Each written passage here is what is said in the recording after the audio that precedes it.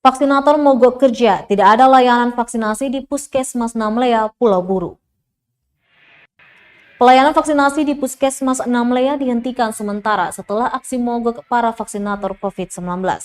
Aksi mogok dilakukan lantaran honor mereka tidak dibayarkan sejak Februari 2021 atau terhitung 9 bulan.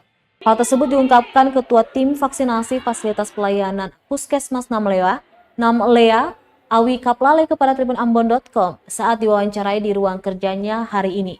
Menurutnya, mogok akan berlanjut hingga ada kejelasan dari pemerintah daerah. Dia berharap honor para vaksinator segera dicairkan. Pantauan tribunambon.com, sejak Sabtu pagi, Puskesmas tampak sepi dan tidak ada layanan vaksinasi. Meski begitu, masih saja ada warga yang berdatangan untuk divaksin.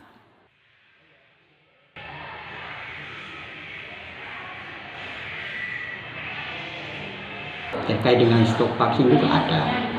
Nah, kemudian kita juga kondisi kadang kan 1-2 juga capek itu, akhirnya keputusan rapat, inisiatif rapat tim, karena kita dalam menentukan sesuatu itu harus rapat tim.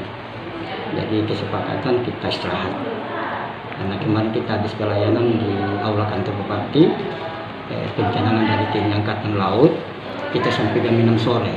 Nah, setelah pulang, anak-anak perlu istirahat, jadi saya selaku ketua, saya mengambil kebijakan, oke, kita istirahat dulu sambil memulihkan stamina kondisi kesehatan, dan mungkin ada tindak lanjut dari pihak teratas terkait dinas kesehatan untuk bisa bagaimana mengupayakan secepatnya kita punya honorer itu bisa dicairkan. Oke. Ya, Abang, boleh tahu untuk jangka waktu istirahat ini sejak kapan, dari mulai kapan itu? Itu sejak hari Jumat, jadi hari Sabtu kita mulai istirahat pelayanan. Oh, jadi sudah mulai hampir 1 minggu ini, Pak? Iya, kalau sampai Sabtu berarti 1 minggu.